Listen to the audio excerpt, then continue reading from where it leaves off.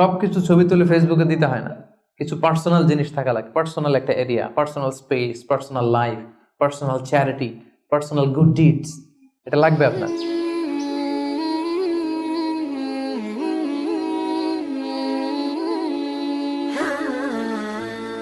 السلام عليكم ورحمة الله وبركاته نحمده ونصلي على رسوله الكريم أما بعد فأعوذ بالله من الشيطان الرجيم بسم الله الرحمن الرحيم মহান আল্লাহ রাব্বুল ইজ্জা ওয়াল জালালের দরবারে আমরা শুকরিয়া জ্ঞাপন করছি যে আল্লাহ তাআলা আজকে আমাদেরকে এশার সালাতের পরে এরকম চমৎকার একটি সোশ্যাল গ্যাদারিংয়ে একত্রিত হওয়ার তৌফিক এনায়েত করেছেন। আমরা শুরুতেই ফরমালি আল্লাহ তাআলাকে থ্যাঙ্কস জানাই, শুকরিয়া জানাই। আমরা সবাই পড়ছি কালিমাতুশ শুকর, আলহামদুলিল্লাহ। আজকের এই প্রোগ্রামে আমি সহিহ বুখারী থেকে একটি হাদিস আপনাদের সাথে শেয়ার করব, যে হাদিসটিতে আল্লাহ রাসূল সাল্লাল্লাহু আলাইহি ওয়াসাল্লাম 7 শ্রেণীর ব্যক্তিকে কিয়ামতের দিন আল্লাহ তাআলা আরশের ছায়ার নিচে ছায়া দিবেন। এই বিখ্যাত হাদিসটা আপনাদের সামনে উপস্থাপন করার চেষ্টা করব এবং আশা করব যে আপনারা মনোযোগ দিয়ে শুনবেন, যাতে করে শেষে আপনাদের কাছ থেকে আমি 1-2 মিনিটের সামান্য কিছু ফিডব্যাক নিতে পারি যে আপনারা কতটুকু বুঝতে পারলেন। সো মনোযোগটা একেবারে আমার দিকে হবে, হ্যাঁ, ডানে বায়ে কোনো দিকে তাকানো যাবে না। হাদিসটি সহিহ বুখারীতে এসেছে আর হাদিসটির বর্ণনাকারী হচ্ছেন সাইয়েদনা আবু হুরায়রা রাদিয়াল্লাহু তাআলা আনহু। عن أبي هريرة رضي الله تعالى عنه قال قال رسول الله صلى الله عليه وسلم 7 يظلهم الله في ظله يوم لا ظل إلا ظله إمام عادل وشاب نشأ في عبادة الله ورجل قلبه معلق بالمساجد ورجلان تحابا في الله اجتمعا عليه وتفرقا عليه ورجل دعته امرأة ذات منصب وجمال فقال إني أخاف الله ورجل تصدق بصدقة فأخفاها حتى لا تعلم شماله ما تنفق يمينه ورجل ذكر الله خاليا ففاضت عيناه رواه البخاري। এটা হচ্ছে হাদিসের টেক্সট। তো আবু হুরায়রা রাদিয়াল্লাহু তাআলা আনহু বর্ণনা করেন যে আল্লাহ রাসূল সাল্লাল্লাহু আলাইহি ওয়াসাল্লাম তিনি বলেছেন 7 শ্রেণীর ব্যক্তিকে, 7 ধরনের ব্যক্তিকে আল্লাহ তাআলা কিয়ামতের দিন in the day of judgement তার আরশের নিচে ছায়া দিবেন, যেদিন আল্লাহর আরশের ছায়া ছাড়া আর কোনো ছায়া থাকবে না। এর মধ্যে প্রথম শ্রেণী হচ্ছে ইমামুন আদিল, মানে the just ruler, the just king, ন্যায়পরায়ণ শাসক। প্রথম শ্রেণী হচ্ছে ন্যায়পরায়ণ শাসক বা রাষ্ট্রপ্রধান। 2 নম্বর হচ্ছে ওয়াশাবুন নাশা ফি ইবাদাতিল্লাহ, এমন যুবক যে তার যৌবনটাকে আল্লাহর ইবাদতে কাটিয়েছে। 3 নম্বর হচ্ছে ওয়ারাজুলুন কলবুহু মুআল্লাকুন বিল মাসাজিদ, এমন ব্যক্তি যার হৃদয়টা সবসময় মসজিদের সাথে লেগে থাকে, মসজিদের সাথে ঝুলে থাকে। 4 নম্বর হচ্ছে ওয়ারাজুলান তাহাব্বা ফিল্লাহ ইজতামা আলাইহি ওয়া তাফাররাকা আলাইহি, এমন 2 ব্যক্তি যারা একে অপরকে আল্লাহর জন্য ভালোবাসে, পৃথক হলেও আল্লাহর জন্য ভালোবাসাটা বজায় থাকে, একসাথে থাকলেও আল্লাহর জন্য ভালোবাসাটা বজায় থাকে। 5 নম্বরে হচ্ছে এমন ব্যক্তি দাআতহুম ইমরাআতুন যাতু মানসিবিন ওয়া জামাল, এমন ব্যক্তি যাকে সম্ভ্রান্ত বংশের খুব সুন্দরী, রূপসী, ভেরি বিউটিফুল লেডি, একজন নারী তাকে পাপ কাজের জন্য আহ্বান করেছে, কিন্তু সেই পাপ কাজে সাড়া না দিয়ে প্রত্যাখ্যান করে বলেছে ইন্নী আখাফুল্লাহ, আমি এই কাজ করতে পারবো না, কারণ আমি ভয় পাই একজনকে, তিনি কে? আমি আল্লাহকে ভয় পাই। 6 নম্বর হচ্ছে ওয়ারাজুলুন তাসাদ্দাকা বিসাদাকা ফাআখফাহা হাত্তা লা তা'লামা শিমালুহু মা তুনফিকু ইয়ামিনুহু, এমন ব্যক্তি যে গোপনে দান করে, এত গোপনে দান করে যে তার ডান হাত কি দান করে তার বাঁ হাত টের পায় না। সুবহানাল্লাহি ওয়া বিহামদিহি। 7 নম্বরে হচ্ছে ওয়ারাজুলুন যাকারাল্লাহা খালিয়ান ফাফাদাত আইনা, 7 নম্বর ব্যক্তি হচ্ছে এমন ব্যক্তি যে একা একা আল্লাহকে স্মরণ করে চোখের পানি ছাড়ে, আল্লাহকে স্মরণ করে, আল্লাহর জিকির করে, আল্লাহর ভয়ে তার অশ্রুসিক্ত হয়, তার চোখ বেয়ে দাঁড় দাঁড় করে পানি নামে। এই 7 শ্রেণীর ব্যক্তিকে আল্লাহ তাআলা আরশের নিচে ছায়া দিবেন, যেদিন কোনো ছায়া থাকবে না। এই হচ্ছে হাদিসের সরল বঙ্গানুবাদ। হাদিসটি সহিহ বুখারীতে এসেছে। হাদিসের টেক্সট থেকে পরে যে সহজ সরল বঙ্গানুবাদ করলাম, এটা আপনাদের মোটামুটি বুঝে আসছে না? বুঝে এসেছে। এরপরে ব্যাখ্যা করলে আরো ভালো বুঝতে পারবেন। এই হাদিসটির বর্ণনাকারী হচ্ছে আবু হুরায়রা রাদিয়াল্লাহু তাআলা আনহু। আবু হুরায়রা রাদিয়াল্লাহু তাআলা আনহুর নাম শুনেছেন আপনারা? আল্লাহ রাসূল সাল্লাল্লাহু আলাইহি ওয়াসাল্লাম একজন বিখ্যাত সাহাবী। ওনার নাম কিন্তু আবু হুরায়রা না, ওনার নাম হচ্ছে আব্দুর রহমান। আবু হুরায়রা রাদিয়াল্লাহু তাআলা আনহুর আসল নাম কি? সবাই বলতে হবে, আব্দুর রহমান। তো উনি আবু হুরায়রা হলেন কি করে? হিররাতুন মানে বিড়াল, আর হুরায়রা মানে ছোট্ট বিড়াল। তো উনি বিড়াল পালতেন, বিড়াল নিয়ে দুষ্টামি করতেন। আমাদের অনেকে শখ আছে, ঘরে আমরা বিড়াল পালি। তো উনি একবার ঢোলা জামা, এই জুব্বার আস্তিনের মধ্যে বিড়াল নিয়ে রাসূল সাল্লাল্লাহু আলাইহি ওয়াসাল্লামের কাছে আসছেন। আল্লাহ রাসূল দেখলেন যে আবু হুরায়রা বিড়াল নিয়ে দুষ্টামি করতেছে। তো আল্লাহ রাসূল সাল্লাল্লাহু আলাইহি ওয়াসাল্লাম রসিকতা করে মজা করে ডাক দিলেন, ইয়া আবা হুরায়রা, এই বিড়ালের বাবা। আসলে নাম কি ছিল? আব্দুর রহমান। টাকা দরকার ছিল ইয়া আব্দুর রহমান। এটা না ডেকে রাসূল সাল্লাল্লাহু আলাইহি ওয়াসাল্লাম মজা করে বললেন, ইয়া আবা হুরায়রা, হে বিড়ালের বাবা। তো রাসূল সাল্লাল্লাহু আলাইহি ওয়াসাল্লাম কিন্তু এরকম মজা প্রায় করতেন, প্রায় সাহাবাদের মধ্যে তিনি মজা করতেন, রসিকতা করতেন। তবে এটা হালাল রসিকতা ছিল, হালাল এন্টারটেইনমেন্ট। রাসূল সাল্লাল্লাহু আলাইহি ওয়াসাল্লাম একটু রসিকতা করে বললেন, ইয়া আবা হুরায়রা, হে বিড়ালের বাবা। তখন থেকে আবু হুরায়রা রাদিয়াল্লাহু তাআলা আনহুকে সবাই আব্দুর রহমান না বলে বিড়ালের বাবা বলে ডাকতে শুরু করলো। সুবহানাল্লাহ। এবং উনি নিজেও এটা নিজের জন্য পছন্দ করলেন, বিড়ালের বাবা। তো ওনার নাম হচ্ছে বেসিক্যালি আব্দুর রহমান, কিন্তু যেহেতু বিড়াল নিয়ে দুষ্টামি করতেন এবং রাসূল সাল্লাল্লাহু আলাইহি ওয়াসাল্লাম একবার যখন হে বিড়ালের বাবা বলে ডাক দিলেন, তারপর থেকে উনি কি হয়ে গেলেন? আবু হুরায়রা। উনি এই হাদিসটি বর্ণনা করেছেন, উনি নিজে শুনেছেন রাসূল সাল্লাল্লাহু আলাইহি ওয়াসাল্লামের কাছ থেকে এই হাদিসটি। উনি সর্বাধিক হাদিস বর্ণনাকারী সাহাবী, উনার চেয়ে বেশি হাদিস কোন সাহাবী বর্ণনা করেননি। 5374টি হাদিস বর্ণনা করেছেন। মসজিদে নববীর পাশে একটা বারান্দা আছে, এটাকে বলে সুফা। এই বারান্দায় যে সাহাবারা থেকে থেকে পড়াশোনা করতো ওনাদেরকে বলা হতো আহলে সুফা। আবু হুরায়রা রাদিয়াল্লাহু তাআলা আনহু এই আহলে সুফার সদস্য ছিলেন।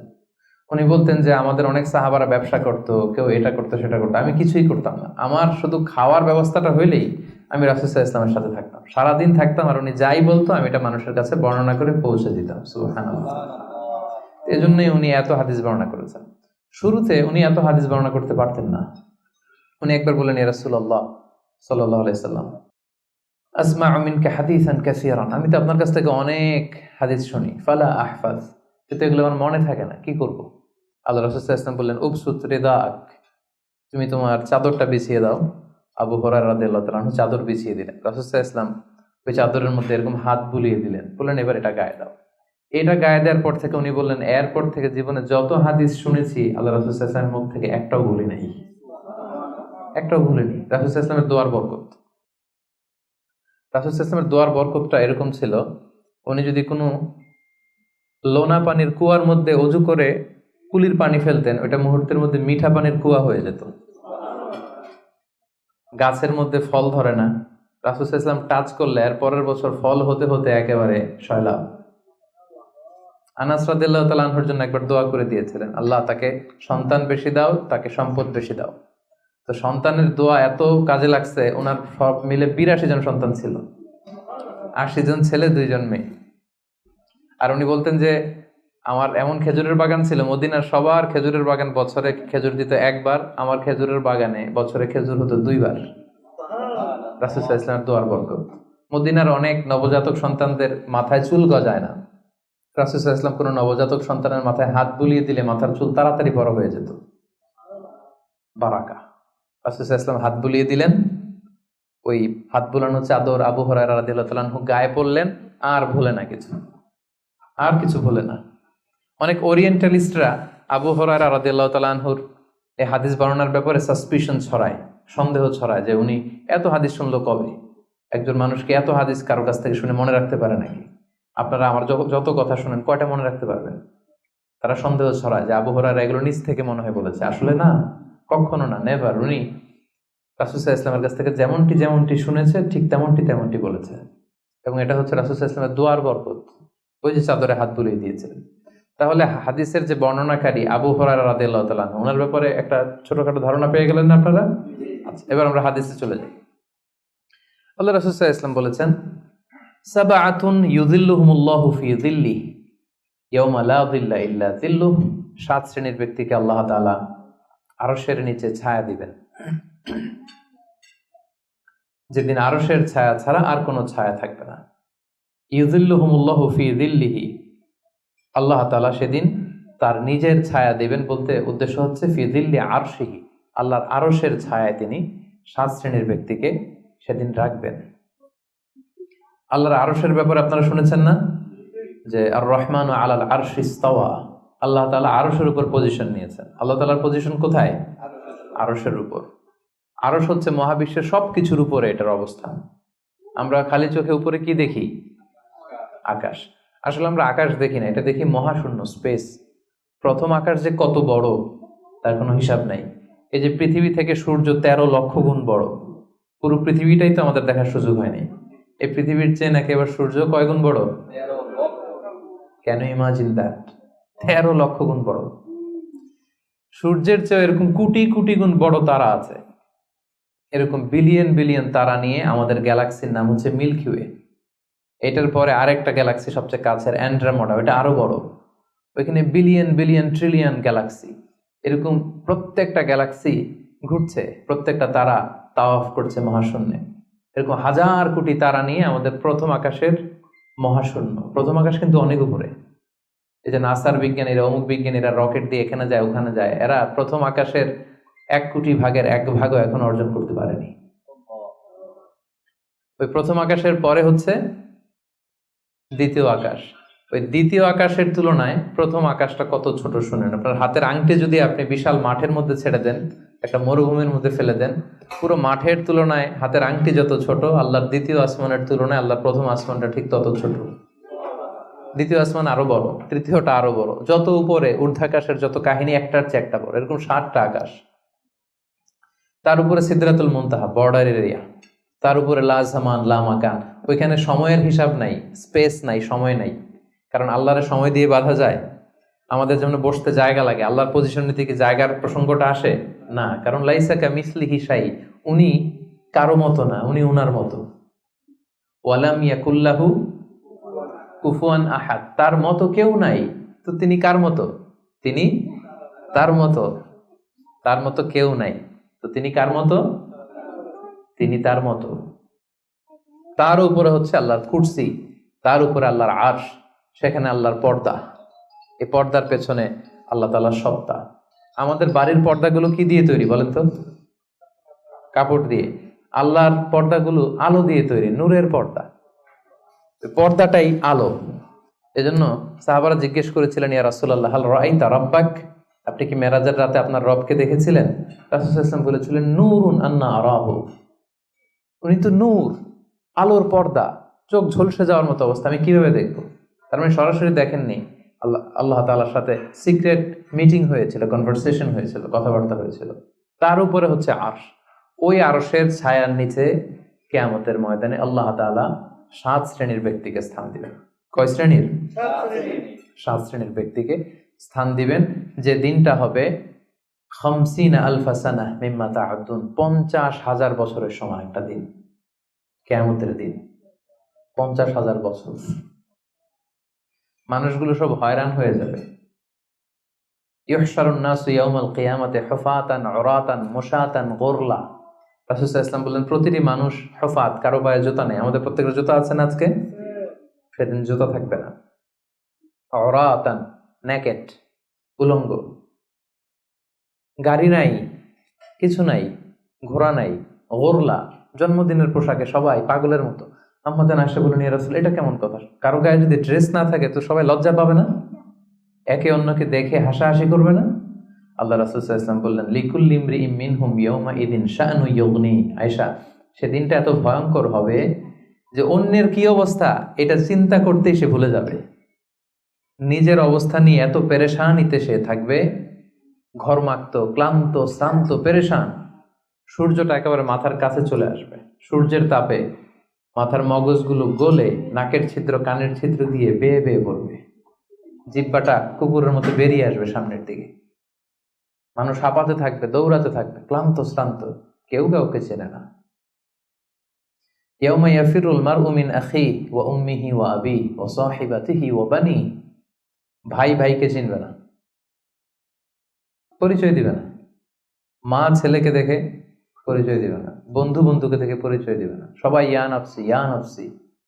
ওই ভয়ঙ্কর দিনে আল্লাহ তাআলা 7 শ্রেণীর লোককে তার আরশের নিচে ছায়া দিবেন। আমরা কি চাই না যে আমরা ওই 7 শ্রেণীর অন্তর্ভুক্ত হই?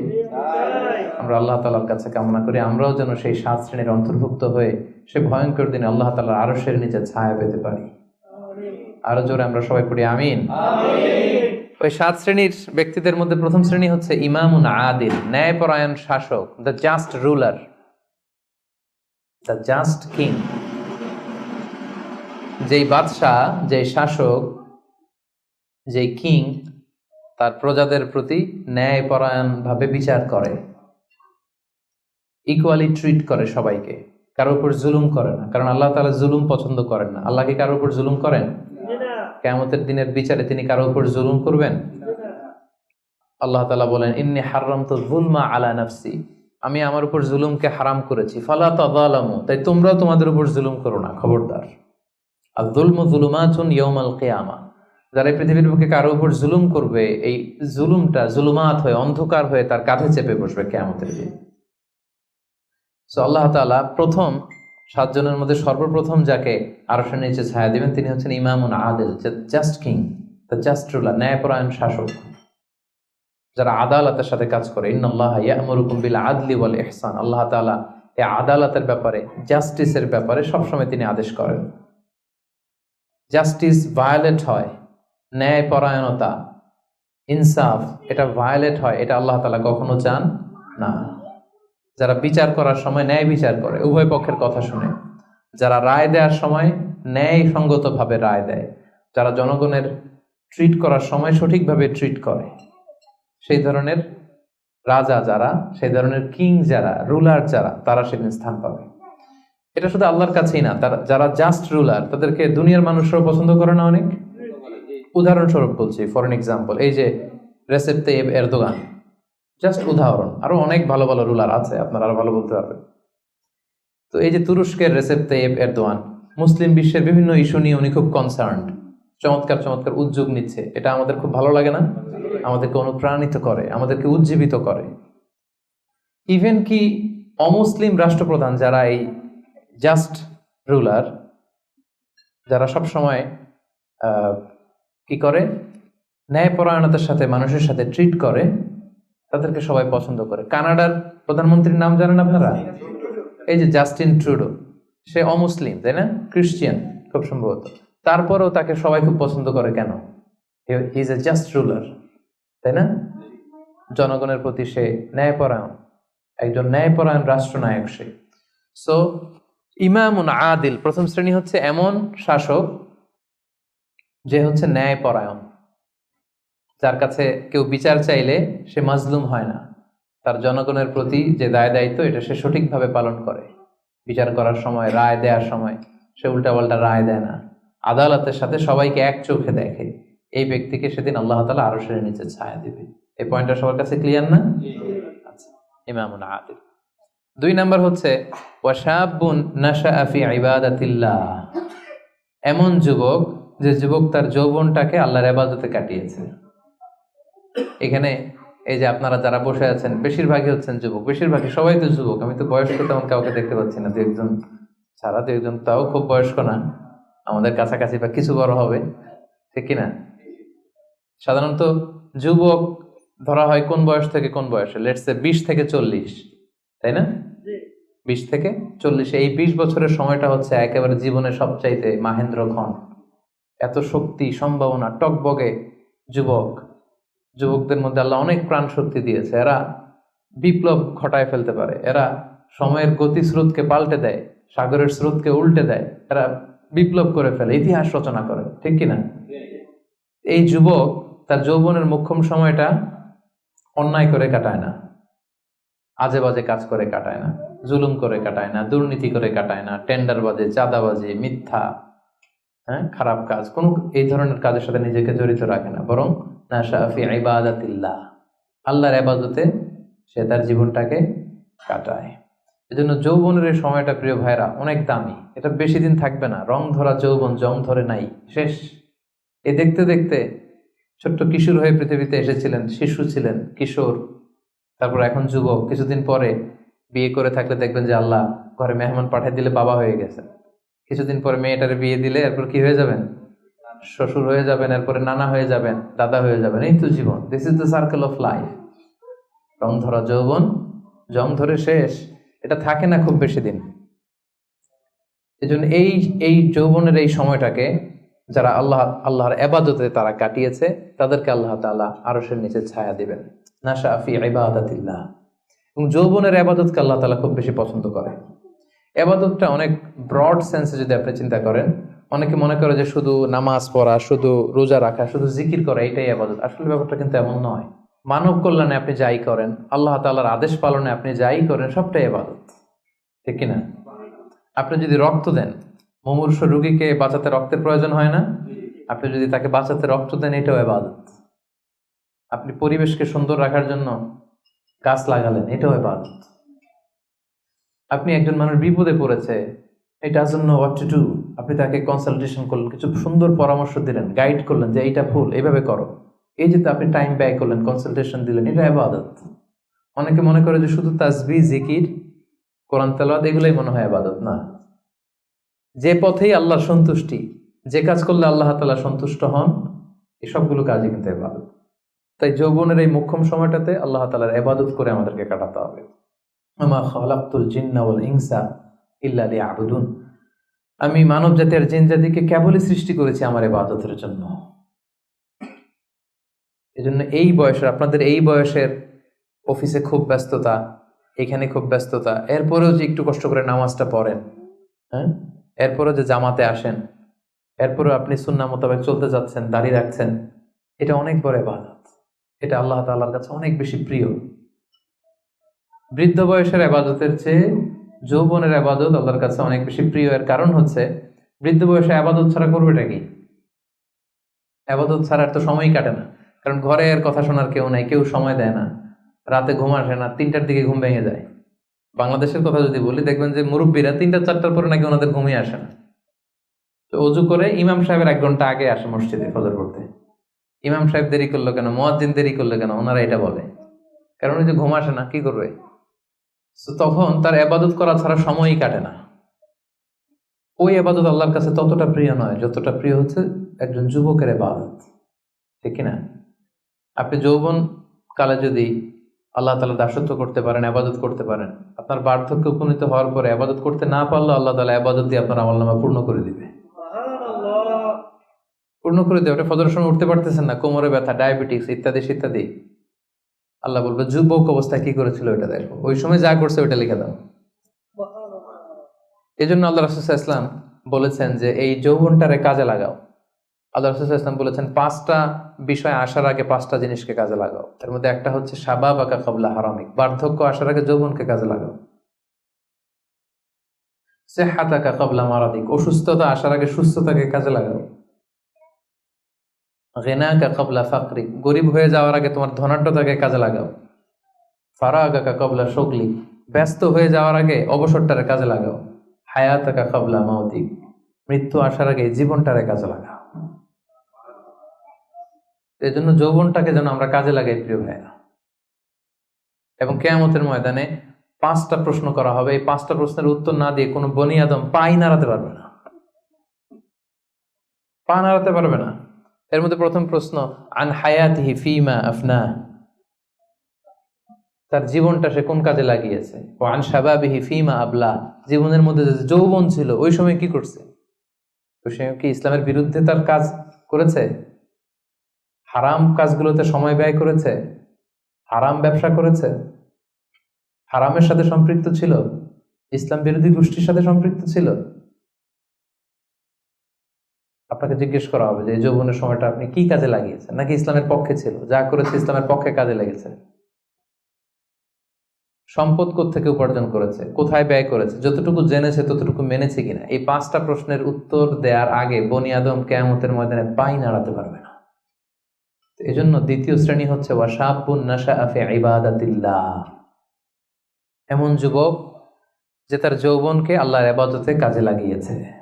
এজন্য যৌবনটাকে যেন আমরা কাজে লাগাই। মনে থাকবে সবার, সবাই কিন্তু আপনারা যুবক, এই সময়টা পাবো না, আমরা মিস করবো কিছুদিন পরে। এই যে কুচকুচে কালো দাড়ি, আপনার কি মনে হয় আজীবন এই কালোই থাকবে? তাহলে আমাদের দাদার গুলা সাদা করলো কে? নানার গুলা সাদা করলো কে? ওই বয়সে যাওয়ার পরে এই কুচকুচে দাড়ি, কালো চুল, এগুলো কি হয়ে যাবে? সাদা হয়ে যাবে। এটাই জীবন। সো সময়টাকে যেন আমরা কাজে লাগাই, আমরা যেন অন টাইমে জামাতের সাথে সালাদগুলো যেন আদায় করি, কোনো হারাম কাজের সাথে যেন আমরা সম্পৃক্ত না হই। খুব হিসেব করে করে আমাদের এই যৌবনের চমৎকার সময়টা যেন আমরা কাজে লাগাই। মনে থাকবে তো ইনশাআল্লাহ? 3 নাম্বার হচ্ছে ওয়ারাজুলুন কলবুহু মুআল্লাকুন বিল মাসাজিদ। এমন ব্যক্তি যার হৃদয়টা সবসময় মসজিদের সাথে ঝুলে থাকে, মসজিদের সাথে সবসময় লেগে থাকে, মসজিদের সাথে সম্পৃক্ত, মসজিদ ছাড়া আর কিছু ভালো লাগে না। এরকম কিছু টাইপ লোক আছে না? মসজিদ থেকে নামাজ পড়ে চলে আসছে বাসায়, কিন্তু মন পড়ে আছে কই? মসজিদে। আমাদের অনেকের যায় মসজিদে কিন্তু মন থাকে কই? বাড়িতে। উল্টা হয়ে যায় আর কি, উল্টা যেন না হয়। অনেকে দেখবেন যে জোহরের নামাজ পড়ে বাসায় আসছে, বাট মনটা পড়ে আছে মসজিদে। এই 3 নাম্বার ব্যক্তি হচ্ছে রাজুলুন কলবুহু মুআল্লাকুন বিল মাসাজিদ। 3 নাম্বার ওই ব্যক্তিকে আল্লাহ আরশের নিচে জায়গা দিবে যার হৃদয়টা মসজিদের সাথে লেগে থাকে। আর মসজিদ খুব ভালো লাগে। জোহর পরে বাসায় আসে কিন্তু মনটা পড়ে থাকে মসজিদে, ভাবে যে আসরটা পড়তে কখন যাব। আবার আসরের সময় যে যখন বের হয় মনে মনে ভাবে মাগরিবের সময় আমি কই থাকবো, আশেপাশে সূরাও থাকবে কিনা, মসজিদের জায়গা থাকবে কিনা, নামাজটা জামাতে হবে কিনা, একটা টেনশন, একটা পেরেশানি, সবসময় মসজিদের দিকে মনটা লেগে থাকে সব সময়। এই ধরনের লোককে আল্লাহ তাআলা সেদিন তার আরশের নিচে ছায়া দিবেন। একটা হাদিস আল্লাহ রাসূল সাল্লাল্লাহু আলাইহি ওয়াসাল্লাম বলেছেন যে মান গাদা ইলাল মসজিদি আও রাহা আ'আদাল্লাহু লাহু নুজুলান ফিল জান্নাতি কুল্লামা গাদা আও রাহা। সকাল সন্ধ্যা যে ব্যক্তি সবসময় মসজিদে যায়, যতবার সে মসজিদে যাবে ততবার আল্লাহ তাআলা জান্নাতের মধ্যে তার জন্য স্পেশাল একটা অ্যাপার্টমেন্ট তৈরি করবেন, স্পেশাল একটা বানকুয়েট হল তৈরি করবেন। এই যে এরকম বানকুয়েট হল, যেখানে তার হসপিটালিটি, তাকে আপ্যায়নের জন্য ফেরেশতারা বসে থাকবে। আল্লাহু আকবার। এজন্য মসজিদের সাথে যেন আমরা আমাদের সম্পর্কটাকে গড়ে তুলি। যদিও এই কোভিডের কারণে মসজিদে যাওয়ার সুযোগ খুব একটা আমাদের হচ্ছে না। আমি জানি না আপনাদের এলাকাগুলোতে কি অবস্থা, যেতে পারেন না। আমি নিজেও অনেকদিন মসজিদে নামাজ পড়তে পারছি না। মাঝে মাঝে আমাদের ইউনিভার্সিটিতে যেতাম জুমার সালাতে, এখন সেটাও যাওয়া যায় না, সুযোগ নাই। একটা সময় ছিল অনেকে যায় নাই, এখন মসজিদের দরজাগুলো বন্ধ। আমার মোহতারাম মরহুম নানা শ্বশুর গোলাম সরোয়ার সাইদি নানা ভাই ইন্তেকাল করেছেন, আপনারা জানেন। উনি চমৎকার একটা আলোচনা করেছিলেন। উনি বলছিলেন যে, হে যুবক, তুমি কি এখনো মসজিদে যাবে না? তুমি কি দেখছো না গোটা বিশ্বের মসজিদগুলোতে তালা ঝুলছে? কখন তোমার হুঁশ ফিরবে? আর কবে তুমি নামাজি হবে? এখন তো তুমি চাইলেও যেতে পারবে না, এখন তো চাইলেও যেতে পারছি না, ঠিক কিনা? একটা সময় যাই নাই, অনেকেই যায় নাই। এখন মন চাচ্ছে মসজিদে যে নামাজ পড়বো, তারপরও যাওয়ার সুযোগ নাই। এই যে মালয়েশিয়াতে প্রায় 1 বছর ধরে আমরা মসজিদে রেগুলারলি যেতে পারছি না। কিছুদিন অবস্থা ভালো হলে খুলে দেয়, তারপরে আবার লকডাউন, আবার এমসিও, মুভমেন্ট কন্ট্রোল অ্যাক্ট। তো চাইলেও কিন্তু আমরা যেতে পারবো না। এবং এই পরিস্থিতি থেকে আসলে উত্তরণ হবে কিনা আমাদের কোনো গ্যারান্টি আছে? নতুন আরেকটা করোনা ভাইরাসের ধরন পাওয়া গিয়েছে ইউকেতে, লকডাউন, সব ইন্টারন্যাশনাল ফ্লাইট ক্যান্সেল। ওইটা নাকি এই কোভিডের 10 গুণ বেশি শক্তিশালী। এটা যদি চারদিক থেকে হামলা করে, অ্যাটাক করে, আমরা যাবো কোথায়? একটা সময় মসজিদে আমরা যাই নাই, এখন চাইলেও যেতে পারছি না। যেন সম্মানিত ভাইয়েরা, আমরা আল্লাহ তাআলার কাছে দোয়া করি যে আমাদের এই কঠিন পরিস্থিতি থেকে আল্লাহ তাআলা আমাদেরকে উত্তরণ দিক, মসজিদগুলোকে আল্লাহ তাআলা খুলে দেওয়ার ব্যবস্থা করে দিক, আমরা যেন আবার আগের মতো মসজিদে যে আল্লাহ তাআলাকে সেজদা দিতে পারি। সো রাজুলুন কলবুহু মুআল্লাকুন বিল মাসাজিদ। 3 নাম্বার হচ্ছে এমন ব্যক্তি যার অন্তরটা সবসময় মসজিদের সাথে লেগে থাকে। দেখবেন অনেক লোক আছে মসজিদে গেলে ভালো ফিল করে, he feels good, he feels very comfortable. মসজিদে গেলে কেমন যেন একটা আরাম লাগে, শান্তি লাগে, প্রশান্তি অনুভব হয়, হয় না আপনাদের? মসজিদে গেলে অনেকের ঘুমও চলে আসে শান্তির চোটে। মসজিদে জুমার খুতবা দেওয়ার সময় ঘুম আসে না অনেকের? কারণ ওই সব গুনার বোঝা তো মসজিদের বাইরে ফেরেশতারা রেখে দিয়েছে। এবার হালকা হয়ে, পাতলা হয়ে, প্রশান্ত চিত্তে মসজিদে ঢুকলে প্রশান্তির ঘুম চলে আসে। এই জন্য আমাদের কামনা, ইচ্ছা, বাসনা, আকাঙ্ক্ষা এমন যেন হয় যে আমরা যেন সবসময় মসজিদ কেন্দ্রিক থাকতে পারি। কাজী নজরুল খুব চমৎকার করে লিখেছেন, মসজিদেরই পাশে আমার, যাতে গড়ে বসে মুয়াজ্জিনের আজান শুনতে পাই। শুনেছেন না আপনারা? মসজিদেরই পাশে আমায় কবর দিও ভাই, যেন করে হতেও মুয়াজ্জিনের আজান শুনতে পাই। আমার গোরের পাশে দিয়ে ভাই নামাজিরা যাবে, পবিত্র সেই পায়ের ধ্বনি এ বান্দা শুনতে পাবে। গোরাজাব হতে গুনাহগার পাইবে রেহাই। বলেন সবাই, মসজিদেরই পাশে আমায় কবর দিও ভাই, যেন করে হতেও মুয়াজ্জিনের আজান শুনতে পাই। কত মুমিন নামাজি ভাই মসজিদাঙ্গিনাতে আল্লাহর নামের জিকির করে লুকিয়ে গভীর রাতে। আমি তাদের সাথে ওই আল্লাহ নাম জপতে চাই, আল্লাহর নাম জপতে চাই।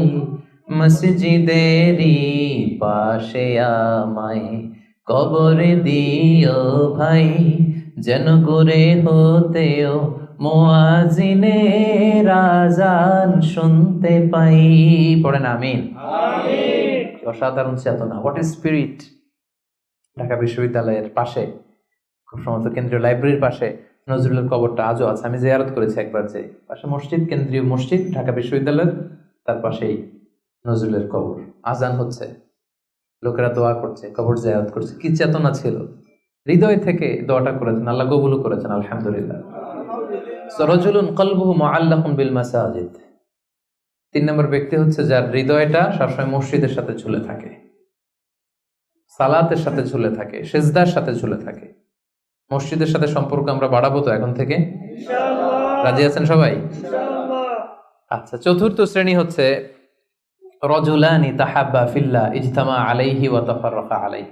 এমন 2 ব্যক্তি যারা একে অপরকে আল্লাহর জন্য ভালোবাসে, যারা একে অপরকে আল্লাহর জন্য ভালোবাসে। আল্লাহর জন্য ভালোবাসা, তারা যাই করে আল্লাহর জন্য করে। আমরা একে অপরের সাথে দেখা হলে বলি না, ভাই উহিব্বুকা ফিল্লাহ, আপনাকে আমি আল্লাহর জন্য ভালোবাসি, বলি না? এই যে আল্লাহর জন্য ভালোবাসা, একে অপরকে আল্লাহর জন্য যদি কেউ ভালোবাসে, এই 2 জন লোককে আল্লাহ তাআলা সেদিন আরশের নিচে ছায়া দেবে।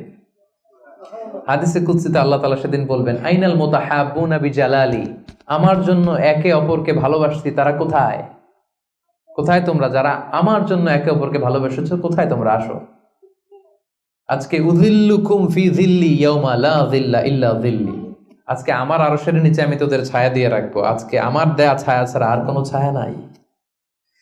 তাই আমরা একে অপরকে যারা আল্লাহর জন্য ভালোবাসবো, তাদেরকে আল্লাহ তাআলা সেদিন আরশের নিচে ছায়া দিবেন।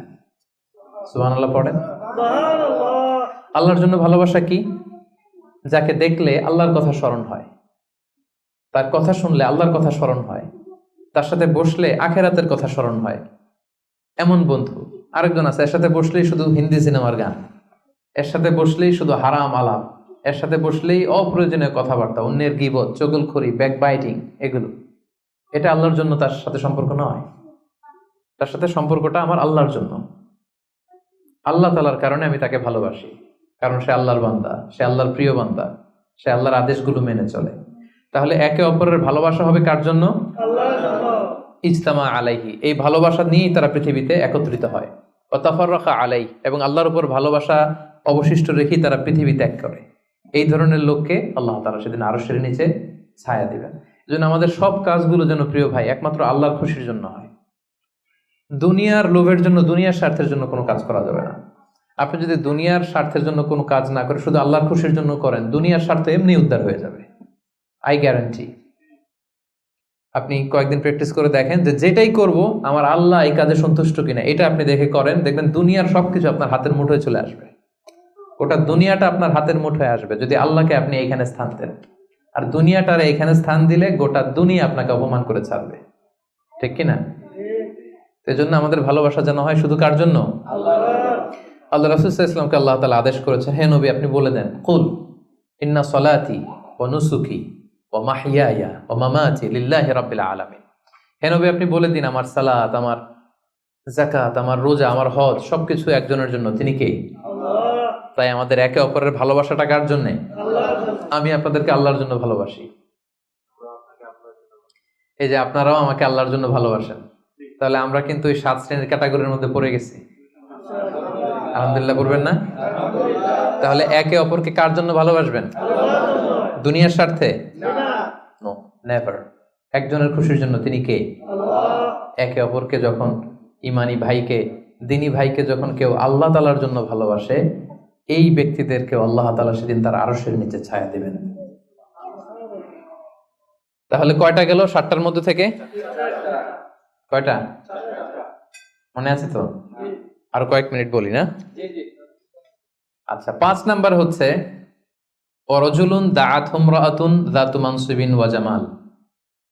এমন লোক, দাআত ইমরাআতুন যাতু মানসিবিন ওয়া জামাল, এমন ব্যক্তি যাকে কোনো সম্ভ্রান্ত, ডিগনিফাইড এন্ড প্রেস্টিজিয়াস ফ্যামিলির খুব দেখতে সুন্দর, গর্জিয়াস, বিউটিফুল কোনো লেডি তাকে পাপ কাজের জন্য আহ্বান করলো, বিবাহ বহির্ভূত সম্পর্কের জন্য, দৈহিক সম্পর্কের জন্য আহ্বান করলো, এবং সে চাইলেই এই অশ্লীল কাজে, এই ব্যভিচারে, এই পাপ কাজে জড়িত হয়ে যেতে পারত, কিন্তু সে সেটা করেনি, সুযোগ পেয়েও এই কাজ করেনি, বরং সে সাহসিকতার সাথে বলেছে, ইন্নী আখাফুল্লাহ, আমার পক্ষে এই প্রপোজাল, এই প্রস্তাব মেনে নেওয়া সম্ভব নয়, কারণ আমি একজনকে ভয় করি, তিনি কে?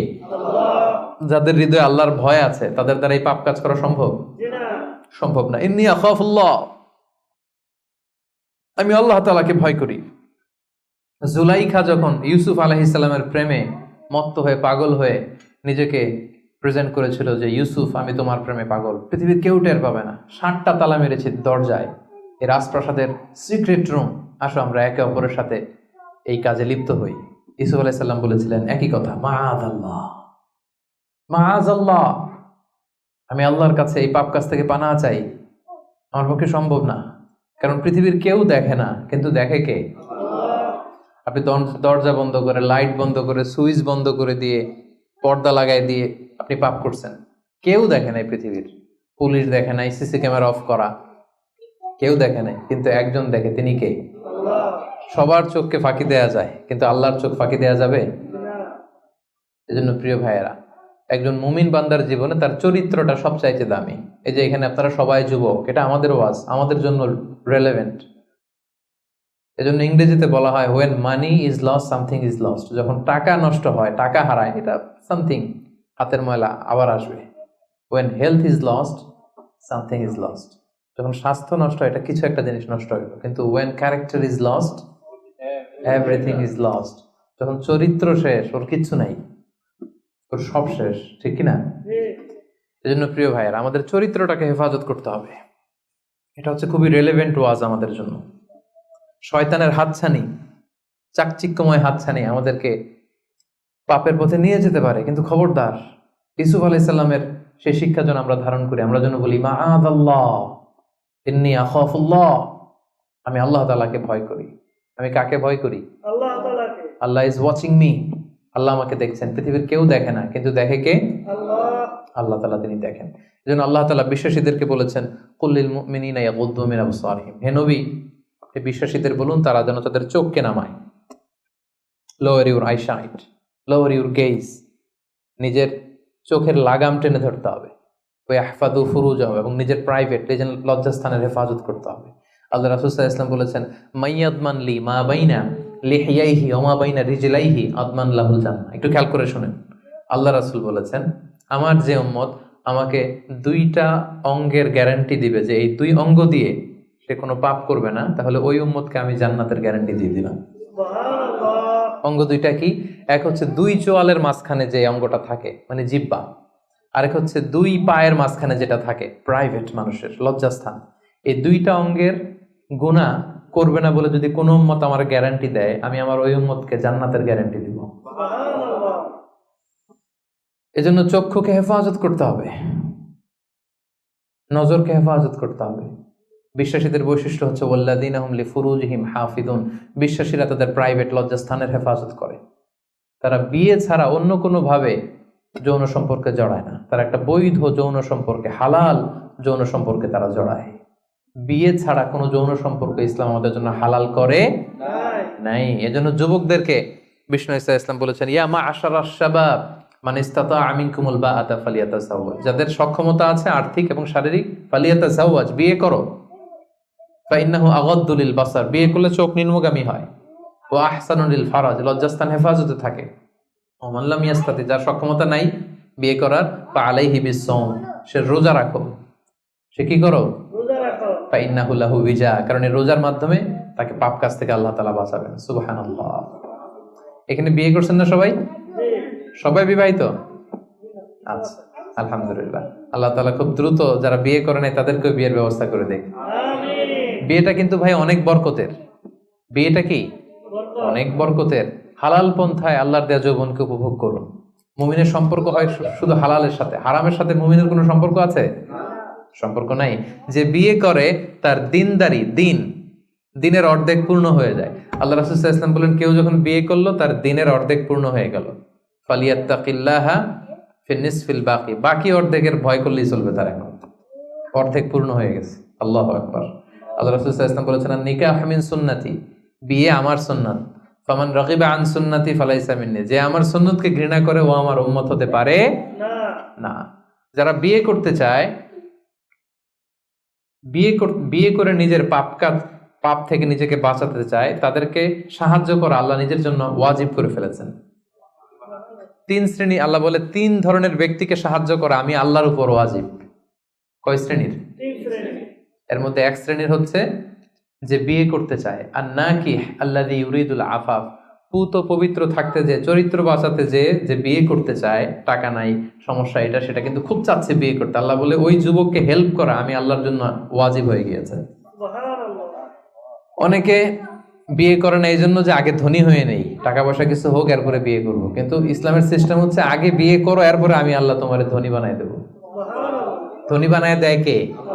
তো আপনি আল্লাহর সিস্টেমে চলবেন না আপনার সিস্টেমে? ধনী হওয়ার সিস্টেমই তো হচ্ছে আগে বিয়ে করতে হবে। সব সফল লোকেরা, ধনী লোকেরা দেখবেন যে আগে আগে বিয়ে করে ফেলছে। এজন্য আমরা যেন বিয়ে করে হালাল পন্থায় আল্লাহর দেয় যৌবনকে উপভোগ করি। হারামের সাথে যেন আমরা কখনো কোনোভাবে আপোষ না করি, সম্পর্ক না করি। তাই 5ম নাম্বার ব্যক্তি হচ্ছে যাকে কোনো রূপসী সুন্দরী পাপ কাজের অফার দেয়, সে কি অফারে ওই কাজে সাড়া দেয়? সেটাকে প্রত্যাখ্যান করে বলে, ইন্নী আখাফুল্লাহ, আমি কাকে ভয় করি?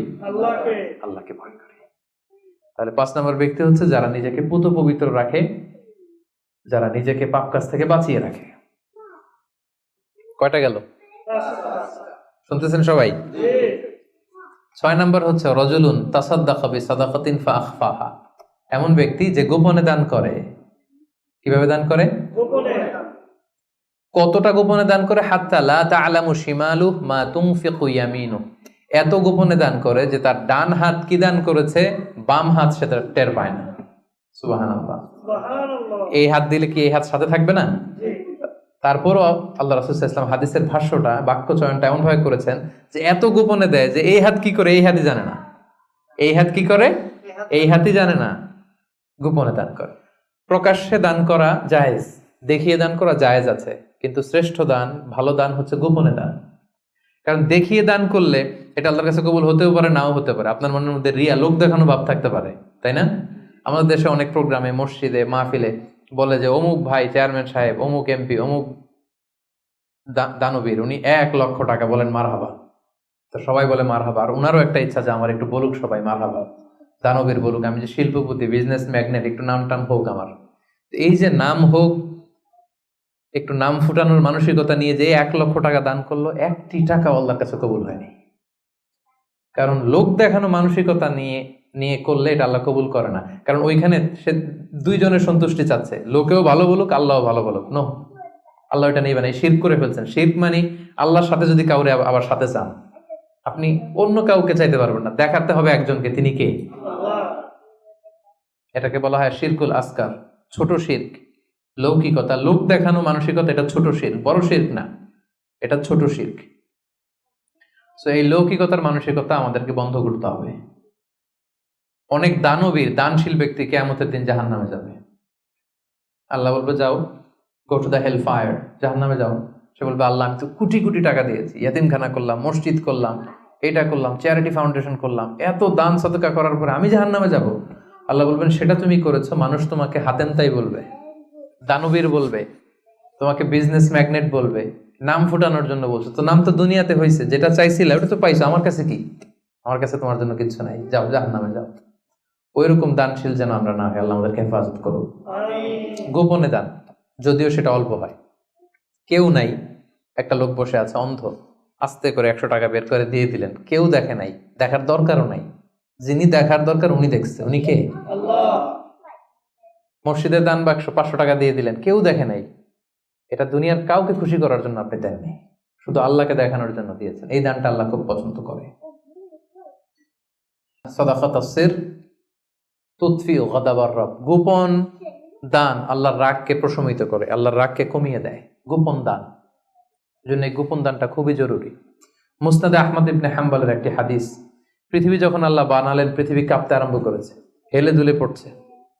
আল্লাহ পৃথিবীতে পাহাড় নামিয়ে দিলেন, পাহাড় ঢুকিয়ে দিলেন। পাহাড় যখন প্যারেকের মতো ঢুকিয়ে দিলেন পৃথিবীতে, পৃথিবী আর কাঁপে না, আর ভূমিকম্প হয় না, আর নড়ে না। এই দৃশ্য ফেরেশতারা দেখে তো অবাক, বললেন ইয়া আল্লাহ, পাহাড়ের এত শক্তি যে পৃথিবীর মধ্যে পাহাড় যখন প্যারেকের মতো ঢুকাই দিলেন, পৃথিবী আর কাঁপে না, পৃথিবী একেবারে স্টেবল। ইয়া রাব্বি হাল মিন খালকিকা শাইউন আশাদ্দু মিনাল জিবাল, আল্লাহ আপনার সৃষ্টির মধ্যে পাহাড়ের চাইতে শক্তিশালী কি কিছু আছে? ফেরেশতারা জিজ্ঞেস করতেছে। আল্লাহ বলেন আছে। কি সেটা? আল হাদিদ, লোহা। আল্লাহ বললেন লোহা পাহাড়ের চাইতে শক্তিশালী, কারণ লোহা দিয়ে পাহাড় কাটা যায়, ঠিক না? লোহার হাতুড়ি দিয়ে পাহাড় কাটা যাবে না? কাটা যাবে। ফেরেশতারা বললেন হে আল্লাহ, হাল মিন খালকিকা আশাদ্দু মিনাল হাদিদ, তাহলে লোহার চেয়েও কি শক্তিশালী কিছু আপনার সৃষ্টিকুলের মধ্যে আছে? আল্লাহ বললেন আছে, সেটা হচ্ছে আন্নার, আগুন। কারণ আগুনের মধ্যে লোহা ঢেলে দিলে লোহা গলে যায়, তাইলে লোহা শক্তিশালী নাকি আগুন? আগুন শক্তিশালী। ফেরেশতারা আবার আশ্চর্য হয়ে বলল ইয়া রাব্বি হাল মিন খালকিকা শাইউন আশাদ্দু মিনান নার, আল্লাহ আগুনের চাইতে শক্তিশালী কিছু আছে? আছে। আল মা, পানি। আল্লাহ বললেন পানি আরো শক্তিশালী, কারণ আগুন দাউ দাউ করে জ্বলে, ওখানে পানি দিলে কি হয়? আগুন থপ করে নিভে যায়।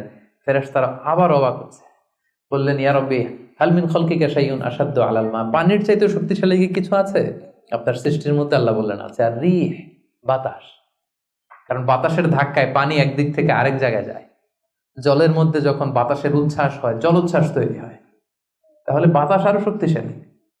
ফেরেশতারা বললেন ইয়া রাব্বি হাল মিন খালকিকা আশাদ্দু মিনার রিহ, আল্লাহ বাতাসের চাইতেও কি কোনো শক্তিশালী কিছু এই মহাবিশ্বে আছে? আল্লাহ বললেন আছে। সেটা কে? বনি আদম। এমন বনি আদম যে গোপনে দান করে, এমন বনি আদম যে সিক্রেটলি চ্যারিটি করে, মানুষকে দেখাতে যায়। আস্তে করে 2 টাকা, আস্তে করে 10 টাকা, আস্তে করে 50 টাকা, আস্তে করে 1 লক্ষ টাকার চেক পাঠায় দিল একটা এতিমখানায়, কেউ দেখে নাই, দেখাইতেও চায় না উনি। এই লোকটা ওই বাতাসের চাইতে বেশি শক্তিশালী। আল্লাহু আকবার। তাহলে গোপন দান আল্লাহর কাছে এত প্রিয়, যারা গোপনে দান করে তাদেরকে আল্লাহ তাআলা সেদিন আরশের নিচে ছায়া দিবেন। সুবহানাল্লাহ। এজন্য প্রিয় ভাইরা, আমাদের প্রত্যেকের কিছু গোপন আমলের দরকার আছে। গোপন, এটা কাউরে দেখানোর দরকার নেই। সবকিছু মানুষকে দেখাতে হয় না, সবকিছু ছবি তুলে ফেসবুকে দিতে হয় না। কিছু পার্সোনাল জিনিস থাকা লাগে, পার্সোনাল একটা area, personal space, personal life, personal charity, personal good deeds, এটা লাগবে আপনার।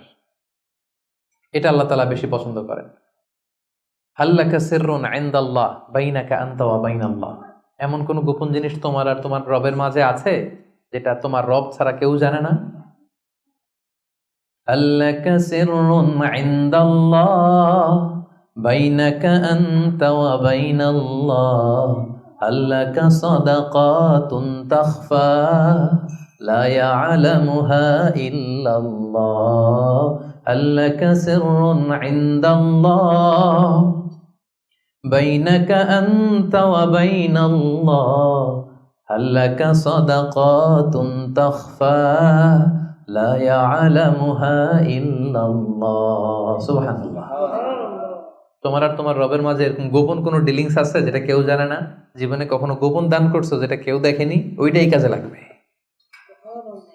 এজন্য 6ষ্ঠ শ্রেণী হচ্ছে ওই ব্যক্তি যে গোপনে দান করে, সিক্রেট চ্যারিটি করে। গোপনে দান করতে রাজি আছেন তো সবাই? নট নেসেসারি যে খুব বিগ অ্যামাউন্ট লাগবে। 1 রিঙ্গিট, কয় রিঙ্গিট? ওইটারে আল্লাহ পেলে পুষে উহুদ পাহাড়ের সমান উঁচু করে আপনার আমল নামায় ঢুকাই দিবে। কটা গেল? 7 নাম্বার হচ্ছে রাজুলুন যাকারাল্লাহ খালিয়ান ফাফাদাত আইনা। যে ব্যক্তি গোপনে আল্লাহর জিকির করে, আল্লাহকে স্মরণ করে আর চোখের পানি ছাড়ে। কি ছাড়ে? চোখের পানি ছাড়ে। আমাদের তো চোখের পানি নামে না। কবে যে শেষ জীবনে কেঁদেছি আমাদের অনেকের মনেই পড়ে না। আরে কবে যেন কাঁদলাম সর্বশেষ?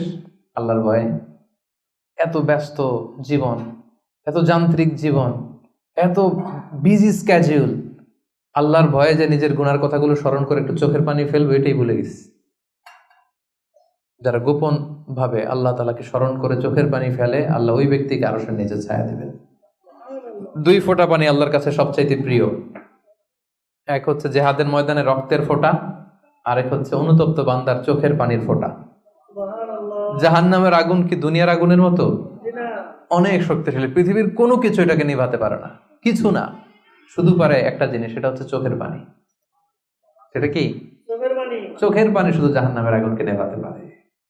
এজন্য রাসূল সাল্লাল্লাহু আলাইহি ওয়াসাল্লাম আল্লাহ তাআলার কাছে বলতেন, আল্লাহুম্মা ইন্নী আউযু বিকা আন আইনিন লা তাদমা। আল্লাহ, ওই চোখ থেকে আমি পানাহ চাই যে চোখ কাঁদে না, যে চোখ দিয়ে পানি নামে না। এরকম চোখ আমি চাই না আল্লাহ। এমন চোখ আমি চাই যে চোখ তোমার ভয়ে অশ্রু বিসর্জন দেয়। তাহলে সর্বশেষ শ্রেণী হচ্ছে যে ব্যক্তি গোপনে আল্লাহরে ডাকে আর আল্লাহর ভয়ে চোখের পানি ছাড়ে। এই 7 শ্রেণীর ব্যক্তিকে আল্লাহ তাআলা সে ভয়ঙ্কর দিন, যেদিন কোনো ছায়া নাই, গরম, পেরেশান, মানুষ ক্লান্ত শ্রান্ত ঘর্মাক্ত, সে ভয়ঙ্কর দিন আল্লাহ তাআলা আরশের নিচে আমাদেরকে ছায়া দেবেন। আমরা যেন এই 7 শ্রেণীর অন্তর্ভুক্ত হতে পারে, আল্লাহ তাআলা আমাদেরকে তৌফিক দান করুক। আমরা পড়ি আমিন। আমি আপনাদের বোঝার জন্য আরেকবার করে রিপিট করছি শুধু নামটা। হাদিসের বর্ণনাকারী আবু হুরায়রা রাদিয়াল্লাহু তাআলা আনহু, আল্লাহ রাসূল সাল্লাল্লাহু আলাইহি ওয়াসাল্লাম বলেছেন 7 শ্রেণীর ব্যক্তিকে আল্লাহ তাআলা আরশের নিচে ছায়া দিবেন। এর মধ্যে 1 শ্রেণীর হচ্ছে দ্য জাস্ট রুলার, ন্যায়পরায়ণ শাসক, রাষ্ট্রনায়ক। 2 নাম্বার ওয়া শাবুন নাশাআ ফি ইবাদাতিল্লাহ, এমন যুবক যে তার যৌবনের সময়টাকে আল্লাহর ইবাদতে কাটিয়েছে। 3 নাম্বার ওয়া রাজুলুন কলবুহু মুআল্লাকুন বিল মাসাজিদ, এমন লোক যার হৃদয়টা মসজিদের সাথে লেগে থাকে, খালি মসজিদ পাগল মানুষ। 4 নাম্বার রাজুলান, এমন 2 লোক তাহাব্বা ফিল্লাহ ইজতামা আলাইহি ওয়া তাফাররাকা আলাইহি, আল্লাহর জন্য একে অপরকে ভালোবাসে। 5 নাম্বার এমন লোক যাকে কোনো নারী, সুন্দরী রূপসী নারী পাপ কাজের অফার দেয়, সে অফার নেয় না, সে প্রত্যাখ্যান করে, রিজেক্ট করে দিয়ে বলে আমি আল্লাহকে ভয় পাই। 6 নাম্বার যে গোপনে দান করে, সিক্রেট চ্যারিটি করে, লোক দেখানো দান নয়। 7 নাম্বার যে ব্যক্তি গোপনে আল্লাহর জিকির করে আর চোখ দিয়ে দাঁড় করে পানি নামে। এই 7 শ্রেণীর ব্যক্তিকে আল্লাহ তাআলা তার আরশের নিচে ছায়া দিবেন। এখন আমাদের প্রতিযোগিতা করা দরকার না যে আমরা এই 7টা গুণের কতটা নেয়া আমাদের পক্ষে সম্ভব। আমরা জানি যে আমরা জাস্ট রুলার এটা হইতে পারবো না, আমরা তো দেশের প্রধান হইতে পারবো না, কিন্তু আমরা তো যুবক, আমাদের যৌবনটা আমরা আল্লাহর ইবাদতে কাটাতে পারি, তাই না? আমরা মসজিদের সাথে মন্ত্র ঝুলায় রাখতে পারি, পাপ কাজের অফার আসলে সেটা ঠেকায় রাখতে পারি, কি বলেন? তারপর গোপনে দান করতে পারি, কেঁদে কেঁদে আল্লাহর কাছে জীবনের গুনার কথা স্মরণ করতে পারি। এই গুণাবলীগুলো যেন আমরা আমাদের জীবনে অর্জন করে সেদিন ওই ভয়ঙ্কর দিনে যারা আরশের নিচে ছায়া পাবে, আমরা যেন তাদের অন্তর্ভুক্ত হতে পারি। আল্লাহ আমাদেরকে তৌফিক দান করুন। আরো জোরে পড়েন আমিন।